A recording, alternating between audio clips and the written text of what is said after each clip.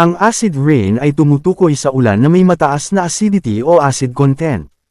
Ang normal na ulan ay may kunti ng acid content dahil sa carbon dioxide na naa-absorb nito pero hindi ito ganon kalala dahil ang pH level nito ay 6 pa lang, ngunit dahil sa paghalo pa ng acidic substances tulad ng sulfur dioxide at nitrogen oxides mula sa mga factory emissions, sasakyan, pagsunog ng fossil fuel, at iba pa.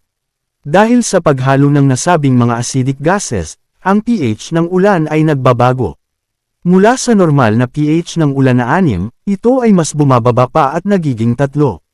Kapag ito ay bumagsak sa lupa, mga ilog, at lawa, maaaring magdulot ito ng pinsala sa mga tanim, hayop, at mga istruktura, pati na rin sa kalikasan. Nakakapinsala ito dahil sa acidity nito or sa posibleng chemical reaction na pwede nitong pasimulan.